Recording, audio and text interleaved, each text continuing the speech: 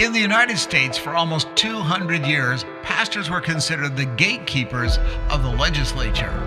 The political leaders turned to the church and the pastors at the time to shed biblical light and truth on the issues at hand. Legislation being proposed by members of Congress in many instances was subject to a public test of biblical standards. Political leaders would bring in a Christian pastor or preacher to begin and sometimes to even preach at each legislative session.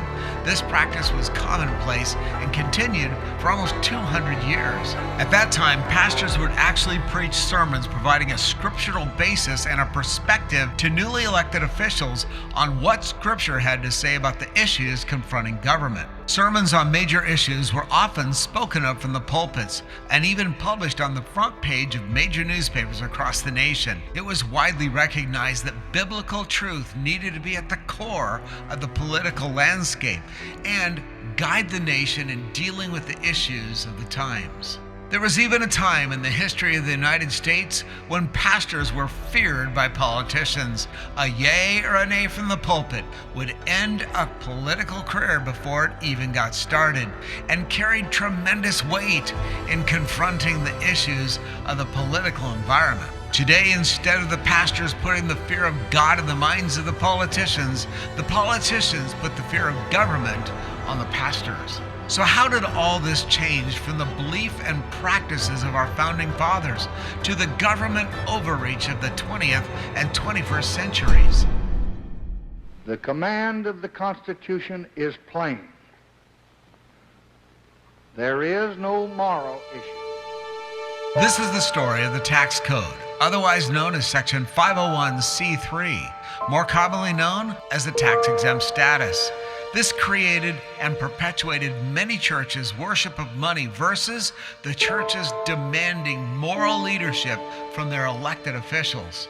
In 1950, during his second bid for a seat in the U.S. Senate, Lyndon Baines Johnson personal moral failures and racist agenda were being exposed by two organizations, the Facts Forum and the Committee for Constitutional Government, both located in Johnson's home state of Texas. Infuriated by this outspoken and Christian opposition, Johnson, in a desperate attempt to stop these patriots of truth, found that these groups were operating under the then current statutes governing non-taxable status or nonprofit organizations. In a last-minute attempt to shut them up, he proposed an amendment to legislation that was currently being moved through the Congress to make sweeping changes and updates to the existing tax code that dated way back to 1917 when the original federal income tax was created. This amendment, since called the Johnson Amendment, created restrictions on charitable organizations in regard to political endorsement. The amendment was not discussed in committee and was not even debated on the floor of the Senate. It passed unanimously and was signed into law by President Eisenhower. The bill codified the amendment as Section 501c3 in the new tax statutes. This amendment effectively silenced organizations from endorsing or condemning a political candidate or risk losing their tax-exempt status. It all might have stopped right here. However, after raising to the presidency following the assassination of John F. Kennedy, Johnson ran into the same kind of political exposure and opposition by one very pesky preacher named Martin Luther King Jr., who was then a champion of the 1960s civil rights movement that had the entire country in a political and cultural uproar. During this time, the largest filibuster in American history was conducted by the Democrats in an attempt to stop or to stall the Civil Rights Bill. Johnson realized that he could utilize the risk that churches and pastors faced associated with the loss of the 501c3 tax-exempt status to silence preachers and churches from opposing his political agenda. This effort alone would effectively end the nearly 200-year legacy of biblical oversight regarding issues that faced our country. The effect is this: many churches and pastors decided to go silent regarding political issues, knowing that doing so could impact their financial bottom line, worshiping mammon. money became a higher priority than preaching biblical truth in regards to what was going on in our country at the time. Where has this lack of biblical oversight brought us? Well, number one, abortion on demand, up to the 9th month and beyond.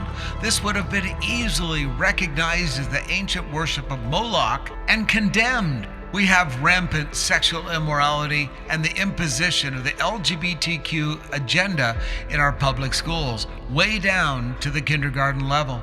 Well, this has been easily recognized, put to a biblical test, even an historical test. Look at the great civilizations of the past, like Babylon, the Roman Empire, and even the sex cults in Ephesus that were written about by our early apostles. Today we're living in an entirely different world. Our heart breaks for those with gender dysphoria and the mutilation of children.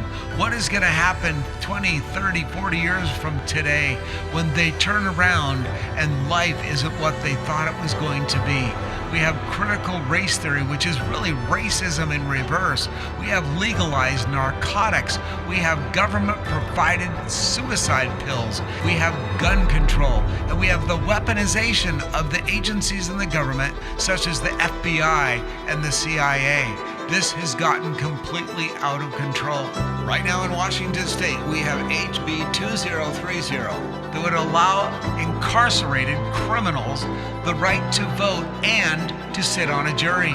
Could you imagine Gary Ridgway, a serial killer that arguably killed up to 49 teenagers, sitting on a jury for a serial killer? The bottom line is this: we strongly encourage Christians to take back the ground that we have lost.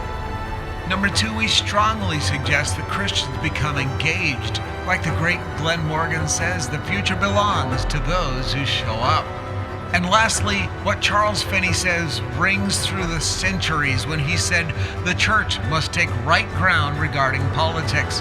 Politics are part of a religion in a country like this, and Christians must do their part. Finney gets it right when he says God will bless or curse this nation according to the course Christians take in politics. If our pastors put boundaries up in discussing issues, then only darkness will rain down on our culture.